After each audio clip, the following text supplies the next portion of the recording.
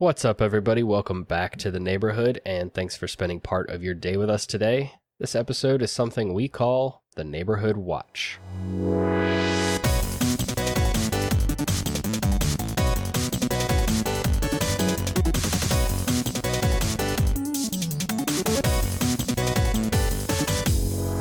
Welcome to the podcast where two longtime friends and sometimes a guest talk about their favorite games from the perspective of an average player.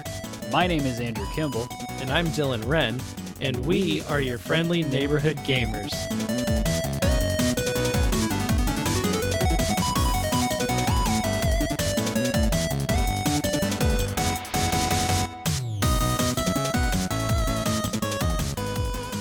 If this is your first time listening, first of all, thank you for checking out the podcast. The Neighborhood Watch is an episode format we do once a month where we can talk about all the games we're playing that probably won't get their own dedicated deep dive, but we still want to give them some time in the spotlight. Dylan. Yes. Did you see the opening animated thing at the beginning of the PC Marvel Snap whatever launcher thing? I watched a little bit of it, but I wasn't sure how quickly we were starting and how, what my time frame was for claiming my free Devil Dino variant.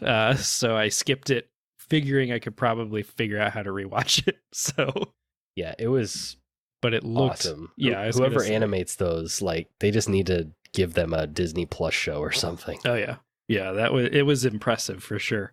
And I was just like, would have been nice to have this cutscene when I was trying to make some of our YouTube videos that we talk about Marvel Snap in, because it's that would get some eyes on it.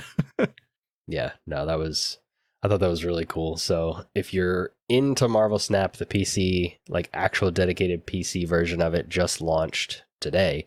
And yeah, there's a really cool animated cinematic at the start of it. So if you like Marvel, just YouTube that because it's worth checking out. Yeah. Or check out Marvel Snap because it is a very good game. But yeah, I'm here to fix what was broken on the last episode when your sister slandered Marvel Snap. Oh yeah, yeah. She was like, "What's that game? The Marvel Snips or whatever."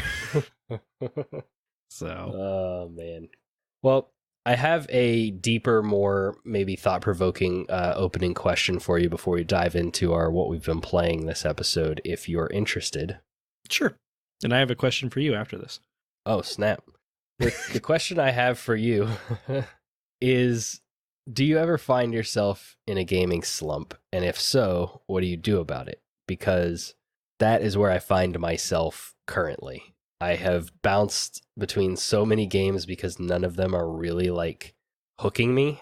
And I think a lot of it has to do with the fact that a lot of big games that I'm excited about are coming out soon. So I don't want to go back and replay an Assassin's Creed game because Mirage is right around the corner. And I don't want to, it's a little different with Starfield because that's more of a I'm going to give it a shot.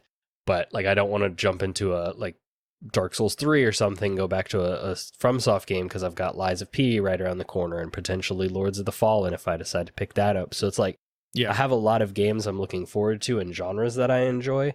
And so I don't really want to get the hooks of a game that I've already played in that genre, if that makes sense. And then some of the new stuff that I've been trying or things in my backlog, it's been good. And we'll talk about some of them in this episode, I'm sure. But it just hasn't really been the thing where I'm I can't stop thinking about it and I want to keep playing it. And I'm actively missing it when I'm not playing it. So kind of curious if you've ever found yourself in that headspace. Sure. Yes, I've definitely found myself in gaming slumps. I would probably consider myself in a little bit of a gaming slump right now. And it kind of depends on what kind of a gaming slump it is, at least for me. If it's I'm still enjoying video, I'm having fun with video games, but I am looking for one that's going to grab me. That's when I start digging around in the backlog or, maybe going back to an old standard that I am enjoying. That's when I'll do a season in Diablo 3, or that's, when I'll play a bunch of Destiny 2, or, recently I've been kind of digging around in the backlog a little bit that we'll talk about later, getting back into Dead by Daylight or Remnant. so there's, you know, that aspect of it where it's like I'm kind of in between games and I'm waiting for some new stuff and I'm just, you know, kind of bouncing around looking for something that holds my attention and is kind of the right style that I want to play. The flip side too is, you know, sometimes I just get a little burned out of video games, or it's not really what I'm looking for. And so in a lot of those situations, what I'll usually end up doing is, you know, getting into, you know, taking a break almost a little bit from video games. I generally am not, you know, like fully not playing video games, just because it is something that I do enjoy. Even when I'm in a bit of a slump, there's usually something that'll do at least a few times a week. But that's when I will, you know, get more into reading stuff for like Dungeons and Dragons or prepping, that sort of thing. Sometimes I will like shift over to like I'm a fan of Magic the Gathering, and I kind of include Marvel Snap in this a little bit because like it is technically like a video game, but it's like, to me, it's more of a like card game similar to Magic the Gathering. And so I've been playing a lot more like Magic the Gathering lately because, you know, it's a little bit different. Like I still play on my computer because it's just way more convenient than like going down to a shop, and, you know, I have way more cards at my disposal online than I do personally. But, you know, it's just a little something different that's not necessarily like a video game or something. Or just, you know, like taking more of a break and watching something on TV, or, you know, catching up on a show that I haven't, you know, watched that I've been meaning to watch or something like that. So, you know, it's one of those things where it's like, if I'm still enjoying video games, I will definitely try to be playing, you know, it's more about just finding like, what am I looking for at this time versus, you know, if I'm kind of just burned out a little bit on them, it's like, no, I'll go ahead and try to take a break from them, you know, until I'm kind of pulled back in with, you know, something that I want to play. Yeah, that's kind of where I'm at. Is I think, like I alluded to earlier, I think my issue right now is mostly there's just a lot of big stuff on the horizon that I'm excited to play, and it's not here yet. And so like nothing that I currently have is scratching the itch that I have for the games that haven't come out yet.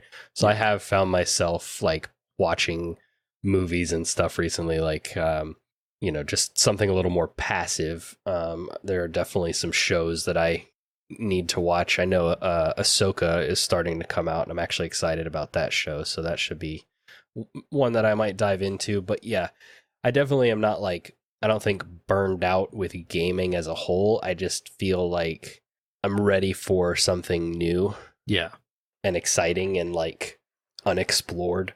And so even if I'm playing games that are new to me, they're still not like these games that I'm anticipating, I guess. So that's kind of where I'm at. Yeah. Speaking of games that you're anticipating, my question is, how do we feel about Lords of the Fallen? Because every screenshot I see of that game, everything I like, every trailer I watch, everything I read about that game is like, this is a marriage between like Bloodborne and Dark Souls. It's got a bunch of like, everything I've read about it's like, oh, this is like a big cosmic horror, Lovecraftian horror thing. And I'm like, oh, I was not expecting that. Like, because you played the original Lords of the Fallen, right? Right. How are you feeling about this game coming out? So this game looks really exciting. It's essentially first of all, referencing the first Lords of the Fallen, this is like a complete reinvention of that series or whatever. That's, I guess, why they're sticking with the same name. Yeah. The first one was a little bit more, I don't want to say cartoony, but like stylized maybe, and a little bit more kind of goofy, almost like Darksiders-esque in its presentation. Not to that level, but this one seems like a much more intentional and serious art design. But the whole kind of shtick with it is that there's two worlds that you can kind of simultaneously bounce between, the like normal world and then like the dark world, which is apparently more difficult. Yeah. Everything on paper looks great. I'm very excited about this game. I've watched some of the gameplay, and there's something I noticed and people were calling out in the comments of like audio being a little off with like impact hits and stuff like that. And then some of the like, when you hit a boss or you hit an enemy, it doesn't feel like as impactful as it should. So little things like that where if the game feels off, that can make a big difference in an action game. But if A, that's just something that's not showing well in the trailers, or B, that's something they can fix before final release, I think this game has the potential to be really cool. And they've talked about how it's supposed to be really long, like it's supposed to be pretty massive. Fextra Life, who I look to as kind of one of the go-to sources for like action games and Souls likes, they seem to be pretty optimistic about it. So I think it's going to be, I hope it's going to be good. But like, whereas Lies of P is coming to Game Pass and it's like, well, I have nothing to lose here. Yeah. Lords of the Fallen, I think, might be like a old school price point of like $60 or something, but it's still like, it's still a commitment to drop that kind of change on a game. Exactly. If it's getting like 9s, then I'll probably go ahead and buy it. Yeah. But if it ends up being like 7s and 8s or whatever, we'll see what else I'm playing at the time. But like, it's definitely one I want to play. It's just a matter of when. I'll probably get to it before the end of the year because I want to be able to talk about it in our like, Game Awards episode and stuff. But I don't know if it'll be like day one. Yeah. Yeah. Because that's kind of where I'm at too. If like, I'm not pre-ordering it or anything, but like if it comes out and it's getting, I'd probably buy it even if it had 8s, like 8s and 9s. Like if it's in that range, it's like, okay. Because like a lot of the other big games that I'm excited for this year are coming straight to Game Pass, Right. Like Lies of P, Starfield, obviously, I think Spider-Man 2 will be cool, but, it's not one that I'm going to play anytime soon. And so I think Spider-Man 2 and Assassin's Creed are like my big purchases, which Assassin's Creed is like a slightly discounted price, like a 50 something for the like base version, so that's cool. But it also depends on where my Microsoft reward points are sitting by the time Lords of the Fallen comes out. If I have like $20 off or $30 off, I'll probably pull the trigger. Yeah, because then it's a half price game, right? Exactly. Like, easy. All that Bing searching paid off. Right. But yeah, I'm excited about it. I think I'm still more excited for Lies of P. Probably because I've played the demo and because it's like unashamed Bloodborne. But I am excited for Lords of the Fallen. I think that's going to be it's going to be a good one too. And I mean, like, I'm the person who's played a bunch of the knockoff or like AA Souls like games, so this is right up my alley, even if it's not, the next earth shattering Souls like that reinvents the genre or whatever. Like, I'll probably still have a good time with it. Yeah. Like I think it'll hopefully be at least like a solid like 7 game that is a good pickup on a sale, if not even better. So yeah. Nice. Are you ready to move into our main topic? Sure. All right, well, let's roll into our main topic for this episode.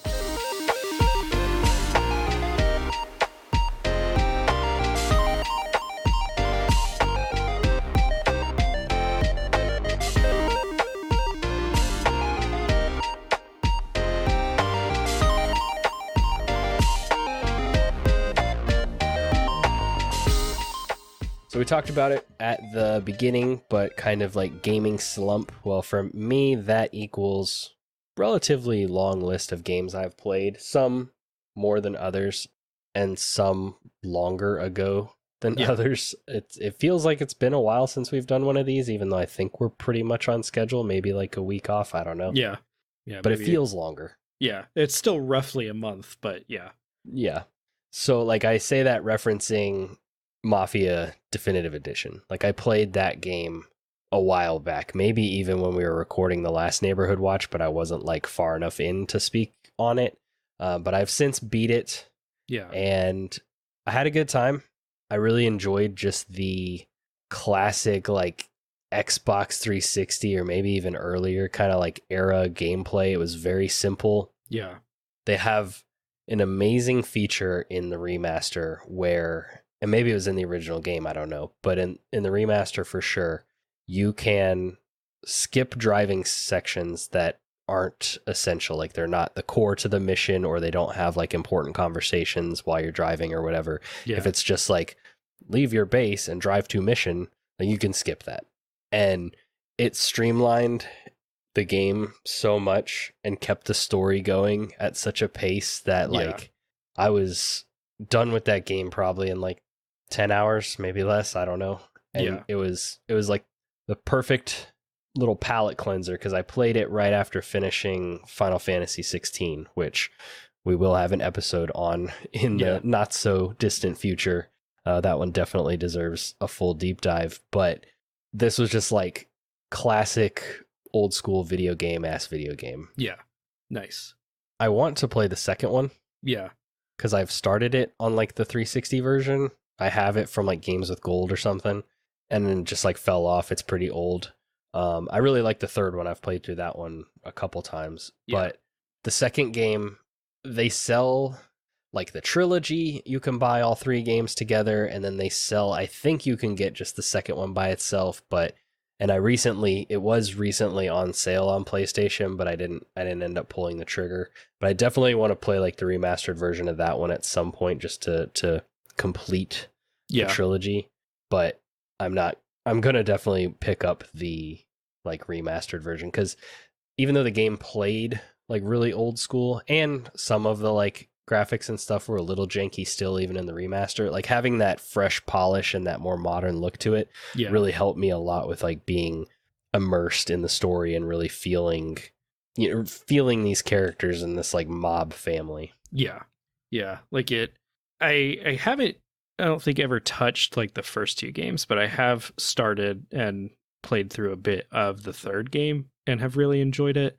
And they seem, especially like with what you're saying of like streamlining it, like kind of giving you almost the option to just kind of like focus on the story and like just play the game and not like get super like, don't get me wrong. I love a lot of the games that come out these days. Like Elden Ring was our game of the year last year.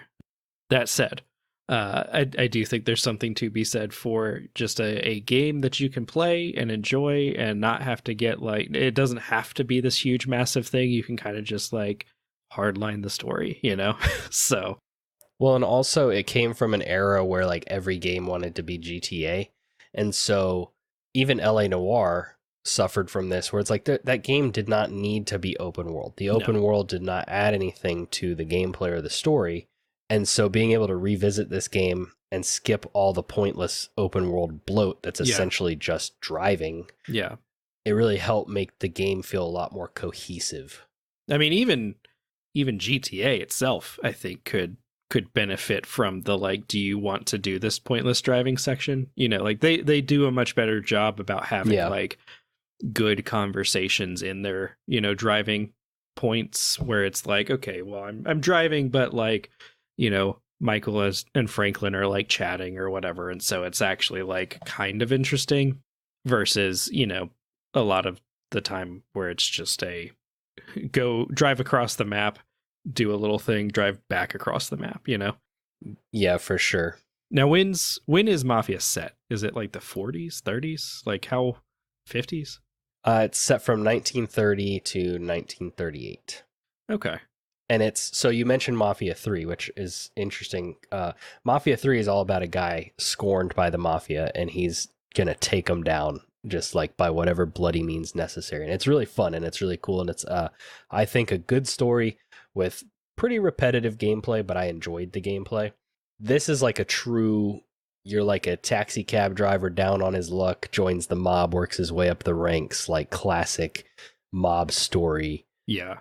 And that was pretty fun to experience. And like I said, pretty simple, pretty straightforward. You see a lot of the like twists and things coming. It came from a much simpler time in gaming. Yeah. But I still really had a good time with it. We don't really get a lot of like mob stories and stuff like this in games. Yeah, for sure.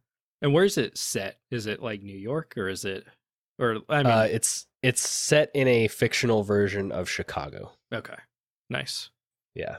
Well, I've got all of them because I picked up the like the remastered trilogy because it was on sale for like the price of one singular game. Right. And so it was like, oh, well, yeah, I'll just pick that up. So I do like hearing you talk about it. I'm like, I should, next time I'm in like a little bit of a lull, maybe I'll put that one on. Yeah. And another thing that helped was I started the game on normal.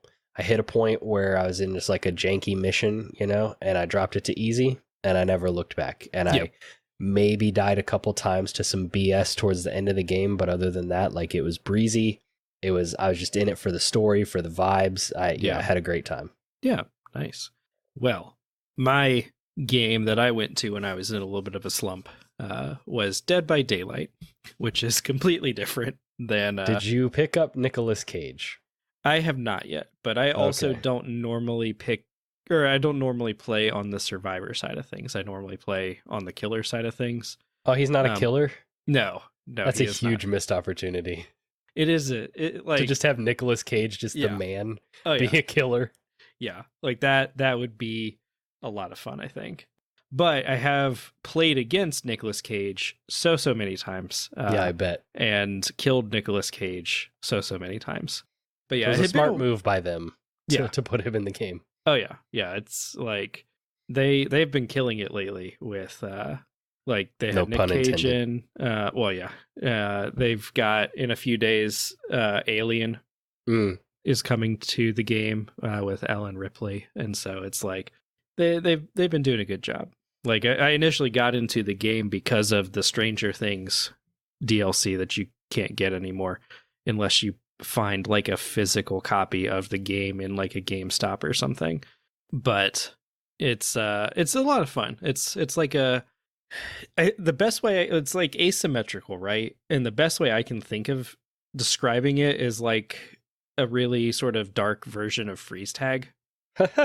Because like on the killer side of things, like you're usually not going to like kill everybody, like that's usually not like what ends up happening. And so you end up like stabbing somebody or whatever, and then like putting them up on like a hook, which is essentially like putting them like freezing them in place, like tagging them, freezing them in place. Yeah. And then like their team has to come over and like tag them and get them off the hook so that they can go back to like playing the game or whatever. And so that's like funny. You're just... I've never thought of that, but it's a super good description for this game. Yeah, it's like super dark freeze tag. And so like I've been like, I like asymmetrical games in general. Like I like Devolve, I like this game, I like sort of that 1 versus 4 or so like mentality, especially when it's done well. And I think this is a very well done game, just because it for the most part feels fairly balanced. Like occasionally I'll get into like a game where it's clear that like these people are all like friends and they're working together, and those games are generally over pretty quickly.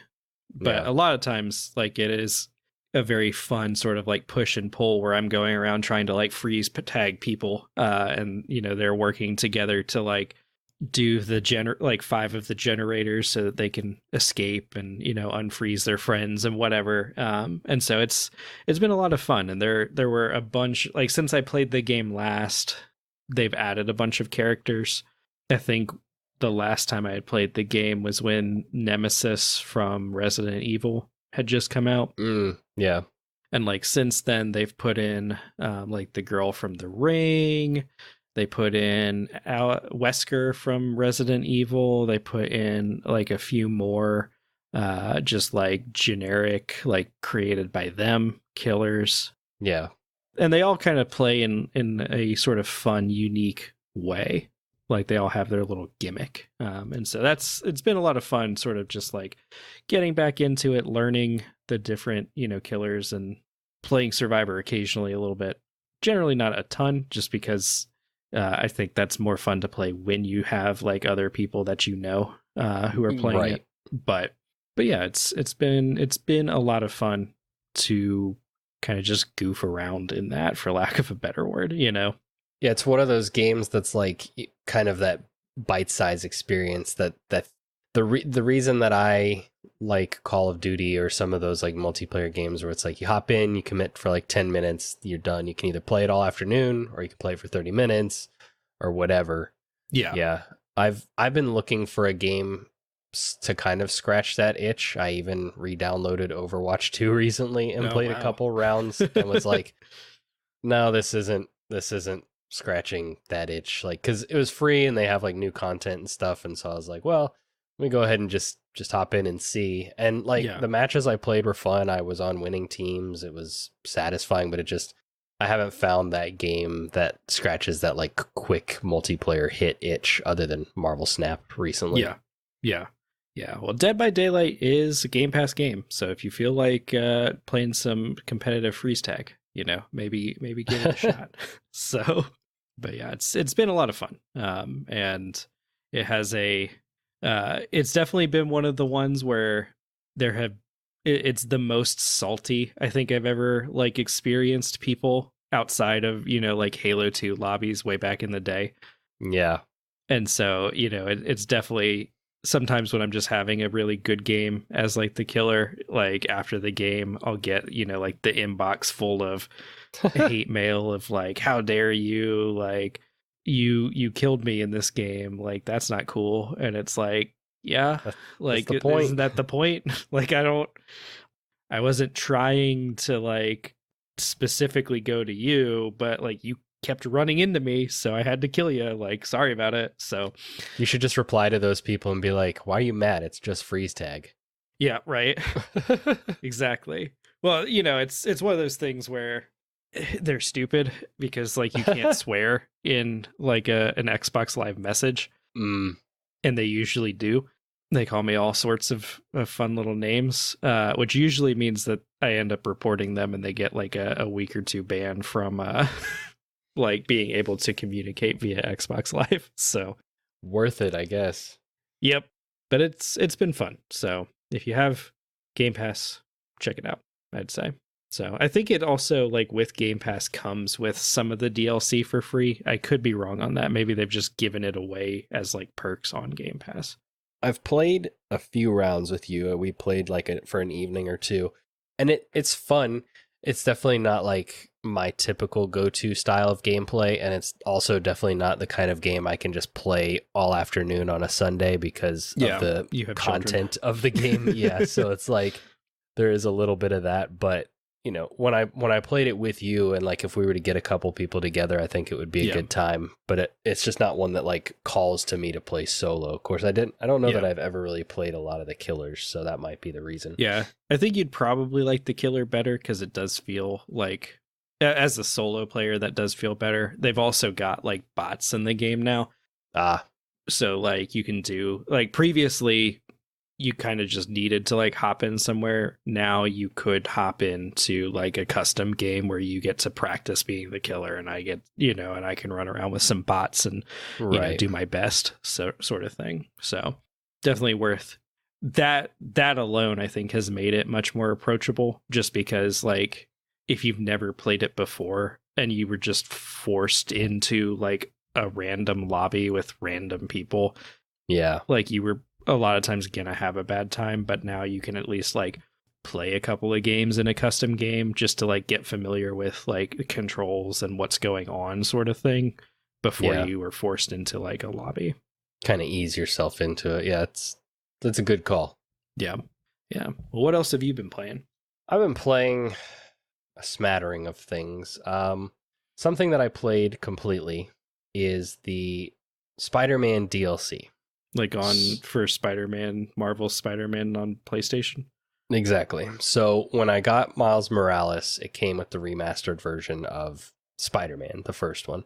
And so I replayed the game in, a year or two ago, like whenever I got after I'd beat Miles Morales probably.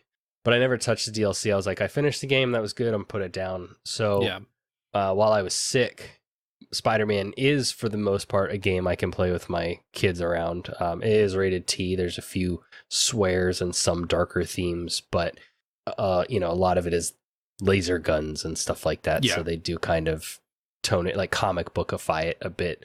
So I hopped in and I was just kind of like clearing out collectibles and stuff and some side missions I never did in the main game.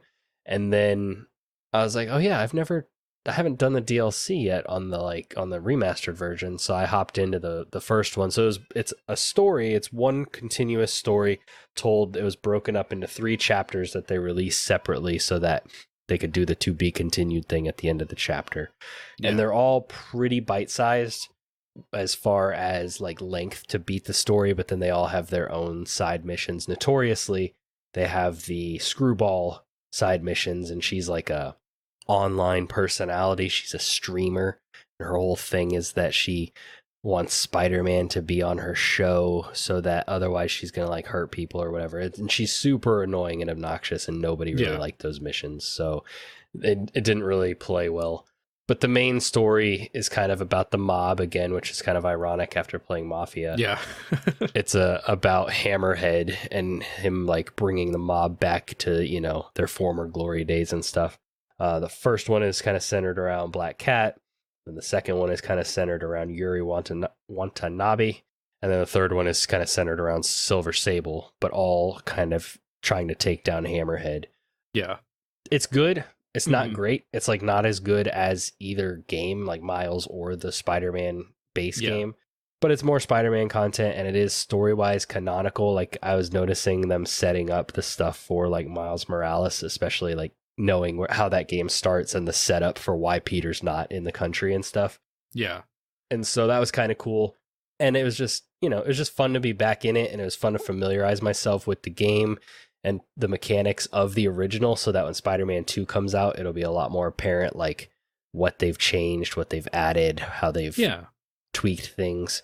Yeah, I always have a good time in the Spider-Man games, and this was no exception.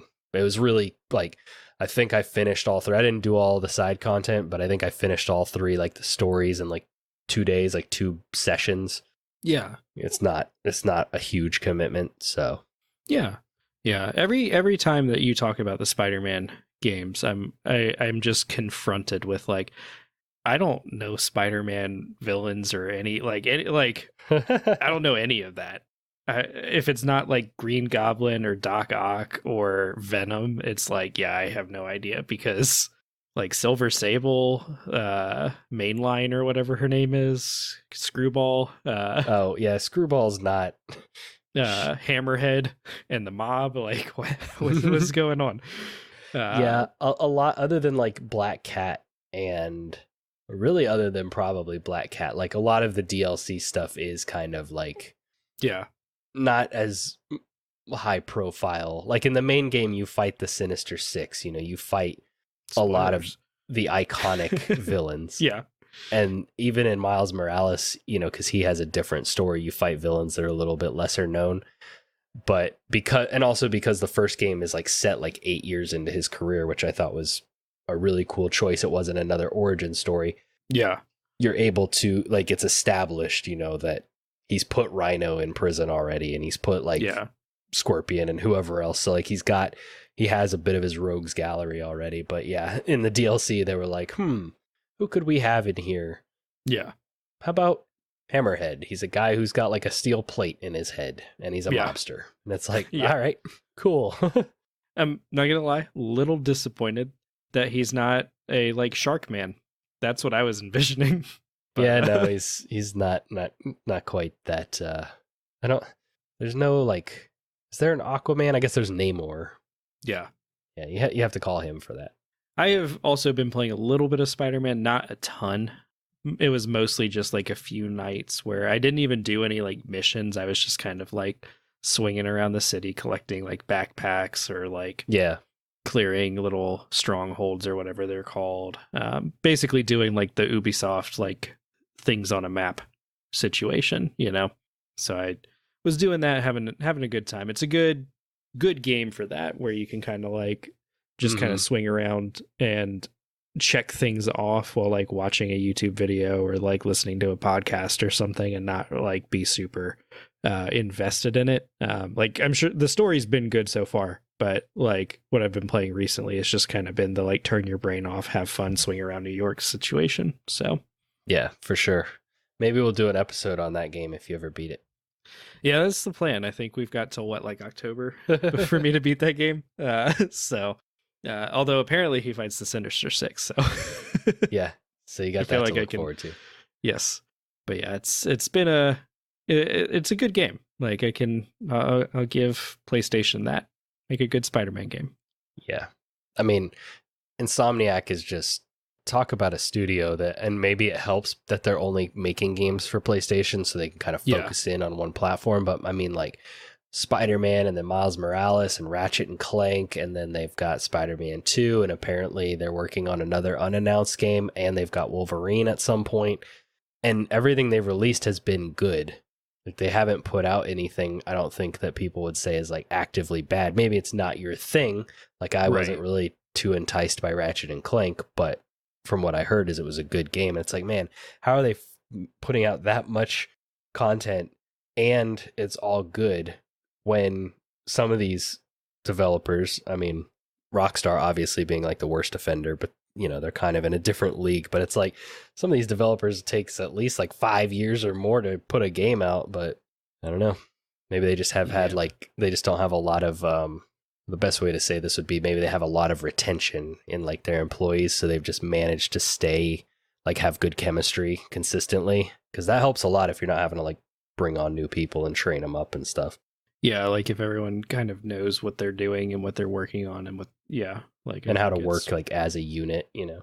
Yeah, because I pulled up their Wikipedia, and the only things that's really standing out to me is like the Resistance games, which I don't know if those were bad or not, or I just remember they did not seem that critically well accepted.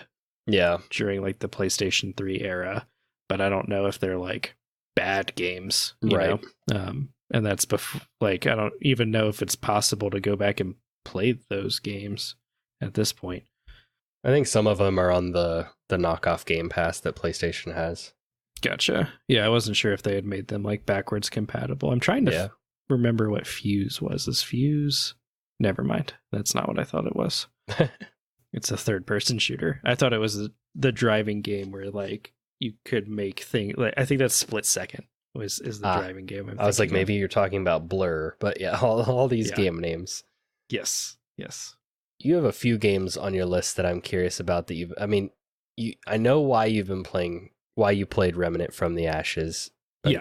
Definitely curious to hear you talk about that. But like, the last two on your list are very head scratching. Those are recent for me. Those are recent additions. So the ones he's talking about are Assassin's Creed Odyssey and Red Dead Online. And so I'll start with Red Dead Online because that one's a shorter. So recently we were on an episode of Wait For It. I think it will be out by the time this comes out. It should be. It's out on Patreon. I know that. So and you can hear me in like the peak of my sickness on that episode, so I apologize. Yeah. And so we were talking about our favorite video game protagonists, and so obviously people like Arthur Morgan and John Marston are in that kind of a discussion. You know, even if they're not on someone's list, they're still in that discussion. Right. And so that got me kind of like, you know what, like Red Dead Redemption is like such a good game, but I don't feel like playing the story of like either Red Dead Redemption or Red Dead 2 because that's a commitment. Yeah, so we talked about our favorite video game protagonists and characters, and you're like, you know what? That makes me want to play Red Dead in the Red Dead world, but I don't want to play as any of those characters. Yeah, well, I mean, I'd be fine. I'd be fine playing, like, I thought about starting Red Dead Redemption just again, but I couldn't remember how long it took for you to, like, really open up in that world, you know? Yeah. Like, I couldn't, like, because I remember, like... The first one's not bad. Like, you do the stuff at the McFarlane Ranch, and then you're basically I was going to say, there. I remember there's at least, like, a couple hours of, like, herding cows. The second one, you're, like, up in the snowy mountain for, like, 5 hours. It's pretty slow start. Yeah, and so like both of them are games that I would have to start over, like because I did beat Red Dead Redemption, which means that my cloud save on the 360 has Jack Marston as the character, and so I wasn't gonna jump back in as him. Right. And then like I could hop in as like my part way through Arthur Morgan, but also I would have no idea what's kind of going on there. And so I was just like, you know, like you can do most of that stuff in Red Dead Online, and you know, like I'm just gonna kind of like mess around in that, see what it's like, because like GTA Online's a fun, like, you know, sometimes when it's kind of in the slump, it's a fun one to just kind of like load up and screw around in, you know. Yeah. And so I played it for a few nights, and like it's fine. There's so much that you can do in that game that I don't know how to do with my controller. Yeah. like Rockstar's already always kind of like weird when it comes to a controller, or just their controls in general always just feel a little bit off, or like they're trying to cram too much stuff onto a too few buttons. Mm-hmm. But it's like, how do I call my horse? How do I, put my gun away? How do I fire my gun straight up into the air to scare people, but not actually, how do I melee attack when a cougar is jumping on my face? Like all of those kind of things. Yeah. And so there was just a lot in that game where it's like, okay, how do I hop from my horse onto this cart that I'm supposed to like take back to its owner or whatever. So I don't know. There was a lot there where it was just kind of like, like it's fine, but I feel like I would, to really get into it, I'd need to just restart Red Dead 2 and learn all the controls as it teaches them to you. Yeah. But it wasn't terrible, but it's definitely not like a GTA Online situation. Yeah, and Rockstar treats it as like a second class citizen. I mean, they don't even really support it anymore. They are pumping everything into GTA Online. Red Dead, I think they've basically said they're done with it. So yeah. So it's, it is what it is. So after trying that out, I was still kind of like looking for something that kind of scratched that like checklist itch. And so I was like, I got like 15 hours into Assassin's Creed Odyssey and never like finished it.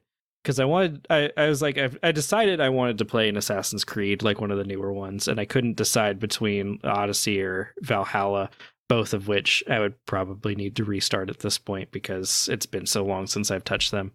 And I was like, you know what? Like, I've got all of the DLC and everything for Odyssey, so like, I will just 200 hours roughly. Yeah, I was like, and I was like, like Greece is like cool, and running around, sailing around as Cassandra in ancient Greece was fun. I didn't like, like I said, I played like 15, 20 hours of it, and so I was like, you know what, I'll install this and just at the very least, if nothing else, like I'm checking. Like I can go in and like clear question marks on my map and, not have to like really think too hard about it. And so I've been doing that, I've gotten basically to the point where I was at in the first time I played it, which you like confront your dad. Oh, so you restarted it? Mm-hmm. Gotcha. Yeah. So, because like I said, I wasn't like super, super far into it. And I probably spent more time the first time around, like trying to check everything off. And so this time I was just like, okay, I've confronted my dad. The dude like double crossed me and I'm about to run into like Alexios for the first time. And so it's like, okay, like that's, it's a fun game. Yeah. Like I haven't done a whole lot. And also like when I played it originally, I played it on like a original Xbox One. And so it took forever to load and all of that. Now I'm playing it on like its updated Xbox Series X like version. And so it's been fun. A little bit more like this is the one that I remembered or that I played and was like, I should just play The Witcher. because I haven't at the time I had not finished The Witcher 3 and this game was so like to me it felt like it was just so obviously trying to be The Witcher 3. They had the dialogue choices, the music kind of sounds witchery. I had the same feeling playing it. I liked Odyssey a lot, the world of it. The thing that I just didn't really care for was I felt like the dialogue choices were pointless. I felt like a lot of the character stuff was forgettable, but I did really like the world and the vibe, the Greek setting, the combat. And now like not only are you playing like the updated version with like graphics and all that kind of stuff, but like they've updated things like adding transmog and stuff so you can like, tweak how your character looks while maintaining certain abilities and stuff like that. So you're playing like the best version of the game because they've, tweaked it since launch. Yeah, and I've got I don't know if it's because I own Valhalla or not, but I've got like an ultra set of armor that's like Valhalla themed. It probably is because And so I've also got like Ezio's like Roman gear from either 2 or Brotherhood or whatever it is. But like those armors, like every like 4 or 5 levels will level up with you to like nice. So they kind of like stay relevant, which is nice. I'm still for the most part like using other like armors, but like if I run into like a difficult battle, I'll be like, okay, I'm putting on the yellow like the legendary armor here. Yeah. So the only part I haven't been a super big fan of, and it's mostly just because it's not as good as Black Flag, is like the ship stuff. Because like don't get me wrong, like the ship stuff is fine. Yeah. But like going around and shooting arrows and throwing javelins is not anywhere near as fun as cannonballs broadsiding a galleon with like a pirate ship like that. That is so good. So yeah, for sure. I am excited about the Black Flag like remaster or remake or whatever that is either rumored or confirmed. I don't know at this point. I think at the very least they've said they're like updating it to like a Series X PlayStation 5 like version. So nice. Well, before I kind of close this thing out by shouting out a few things on my list, is there anything else you wanted to give a little bit of time on this episode? Yeah, sure. So I have been playing a little bit of Everspace 2, which is kind of a sequel to Everspace 1 was like a roguelike. And so you'd load in, you'd clear a zone, then you'd jump to another zone, and like you'd be collecting like weapons and upgrades throughout all of them, and then eventually you would die, which would then reset you back to the first zone. And it was like progressing a story every time that you did that. Everspace 2 is like more of a like spaceship RPG.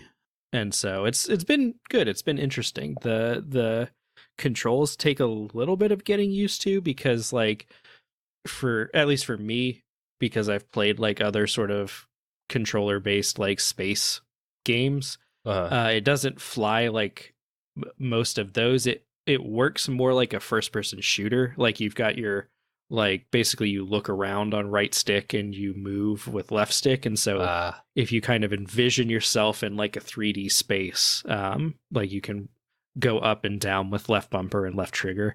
It essentially functions like a first person shooter, which takes a little bit of getting used to, at least for me. Yeah. But it's been fun. Like jumping around, random encounters. The story has been kind of interesting throughout.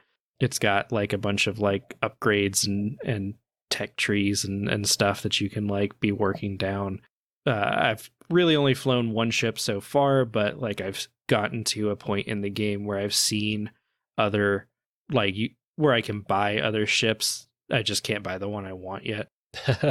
And it's been cool. There's been like it's got like a bunch of set places on the map that you can go, and all of those will have like a location objective, kind of like in an Assassin's Creed, where like it's like, okay, here in this cave, find like the treasure chest and find, and kill the boss or whatever. They've all got things kind of like that. But there's also a lot of like little puzzle solving things too, where it's like, here's an asteroid that you have to blow up, figure out like how to do it, and you gotta like place the detonating charges, figure out how to like power them, all that kind of stuff. And so it's been fun. If you're interested, I think it's been out on PC for a bit, but it just came to like console. It got good reviews too. I think it was getting like 8s and 9s. It holds up. It's a good game. I don't know if I'm sure I will fall off of it probably like when Starfield and some of these other big things that we were talking about earlier come out.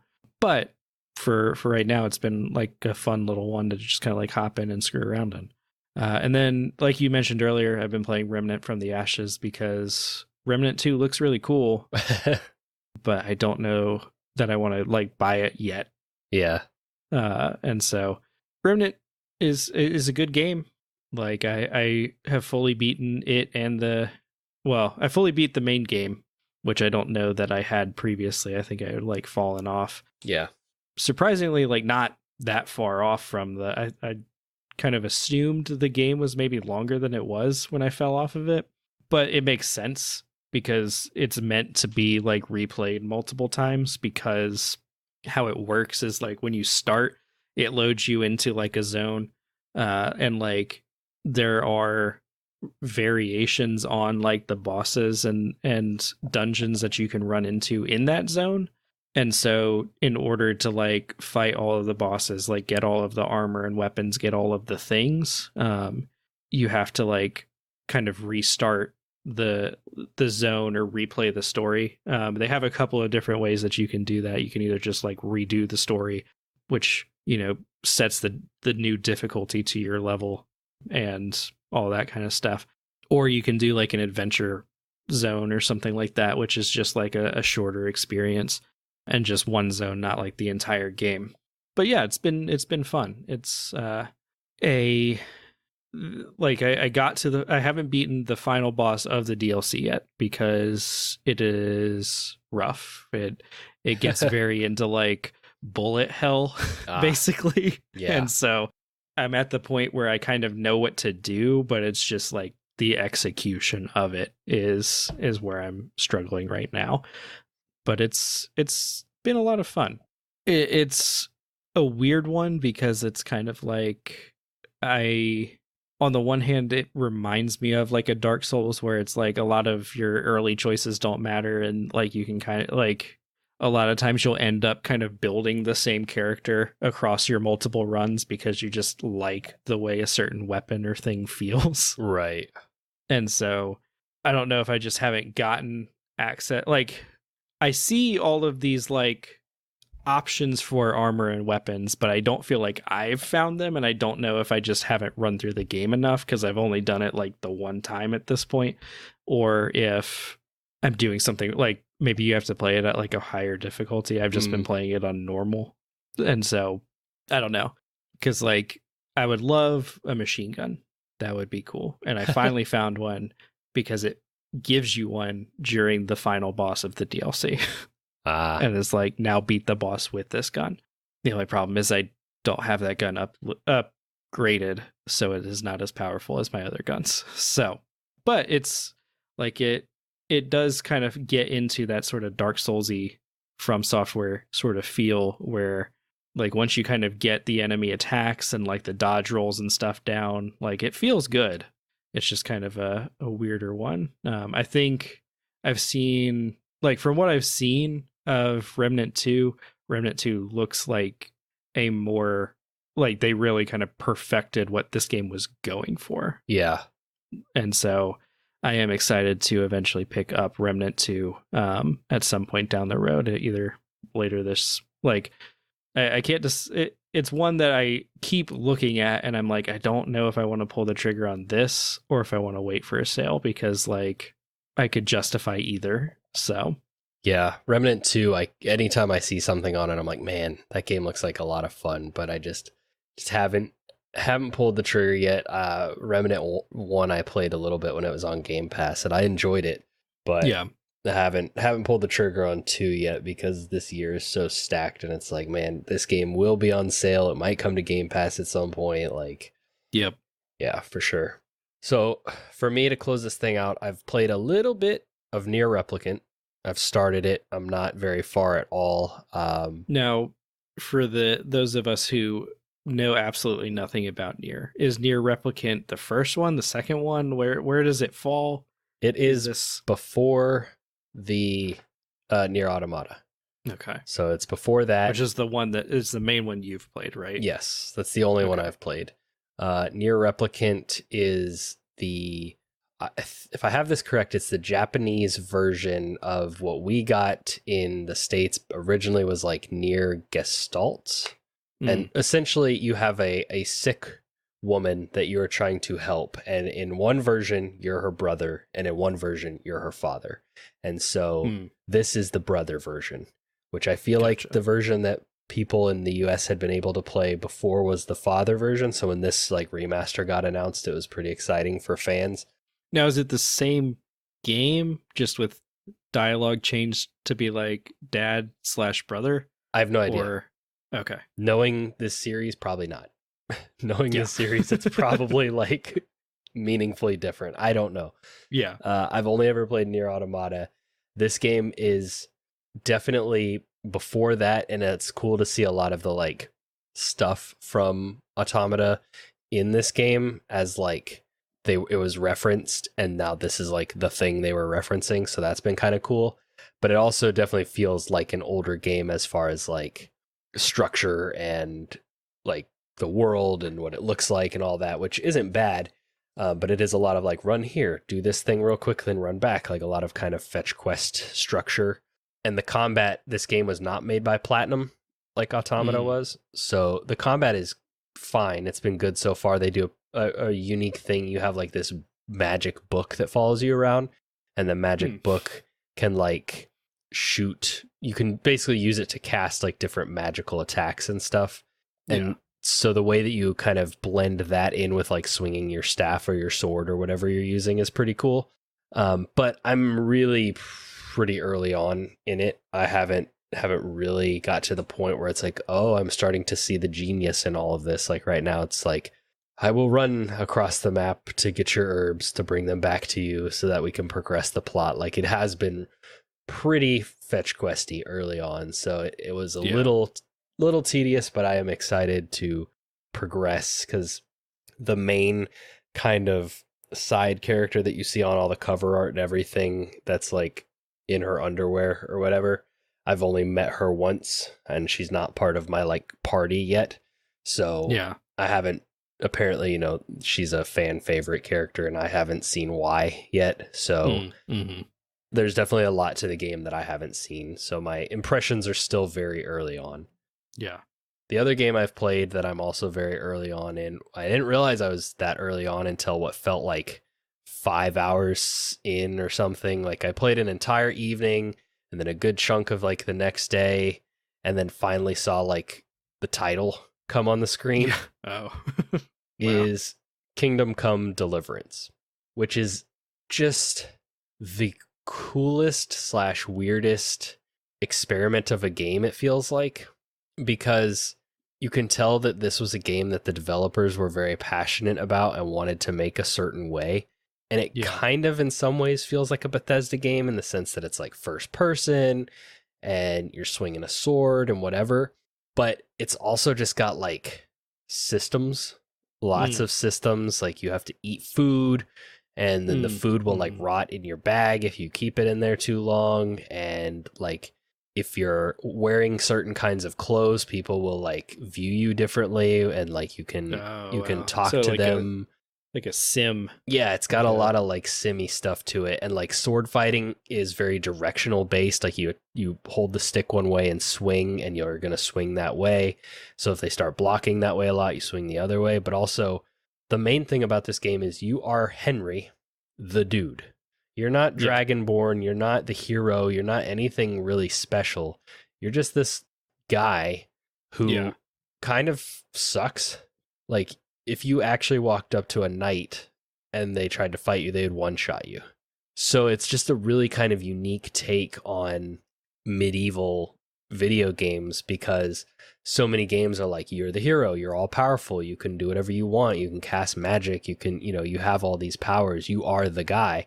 And this game is like, no, you're just a dude that lived in this time, and this time was rough.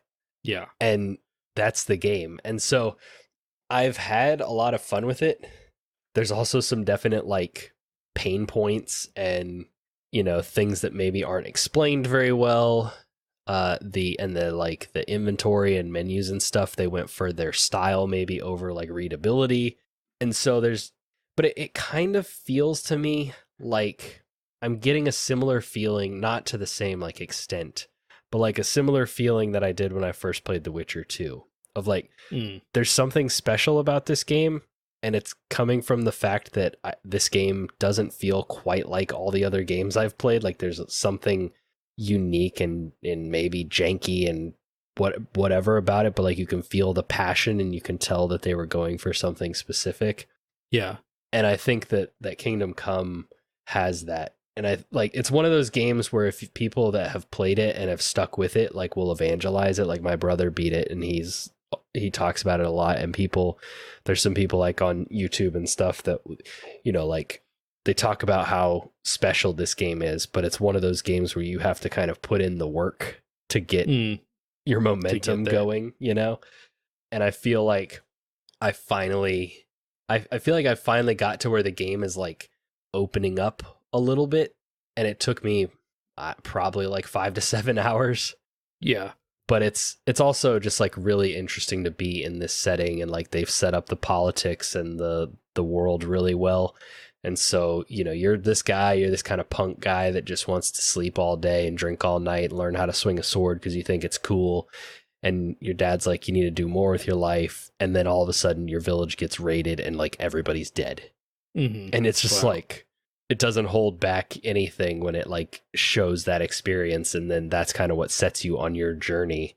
And it's like, man, yeah, it would suck to live like in these times as just the guy, the blacksmith's just son. A dude. Yeah. You know, you're just a guy, and you're not anybody special necessarily. Like, obviously, probably as the game goes on, your character will grow into something a little more exciting, but the setup in the early game does a really good job of driving the point home that, yeah, you're just a person in this world, and if you're not careful, you're not going to be in this world for very long.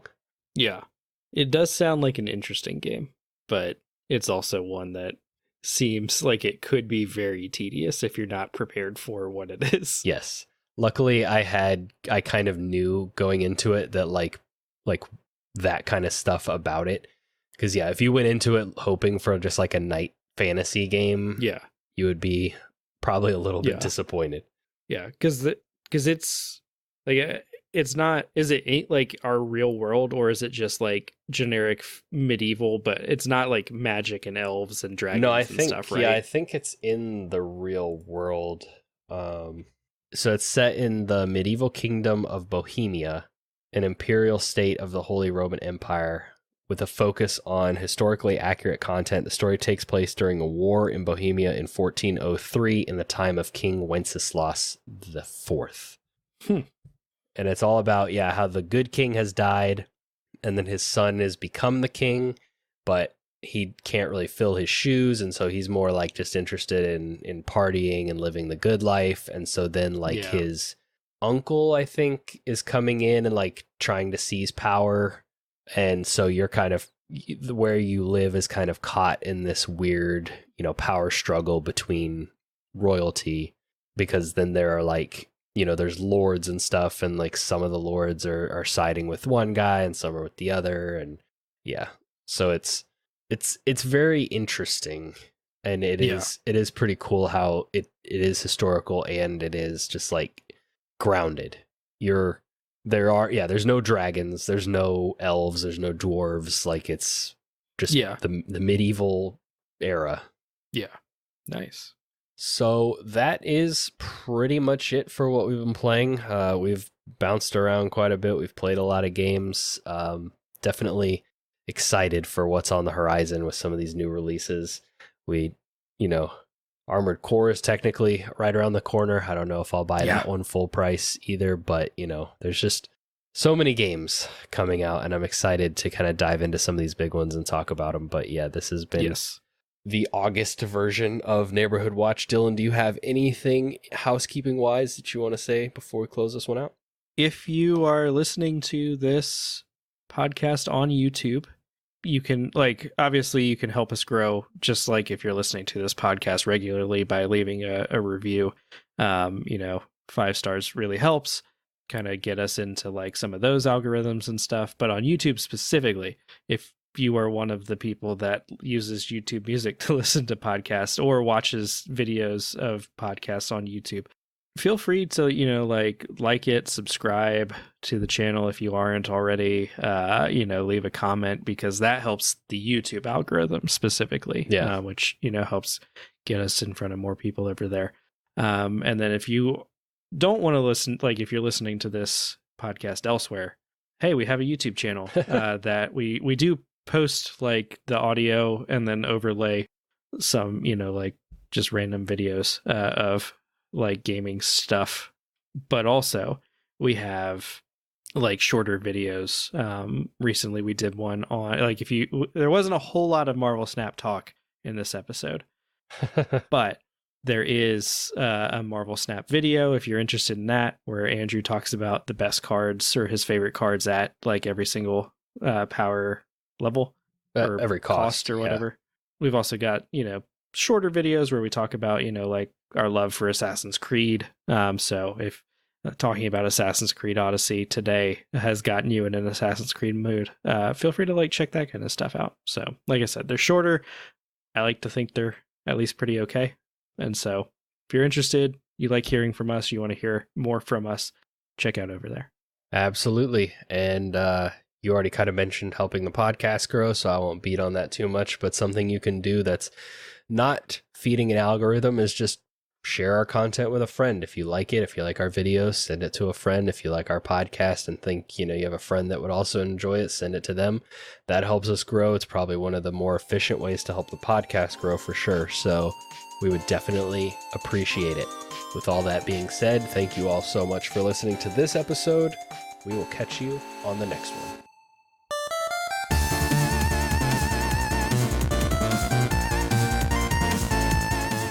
We hope you enjoyed listening to this episode of the Friendly Neighborhood Gamers podcast.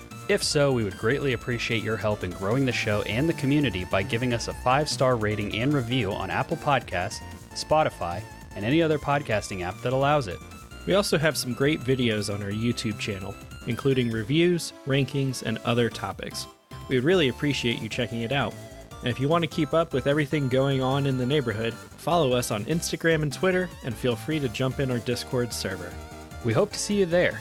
Links for everything are in the podcast description.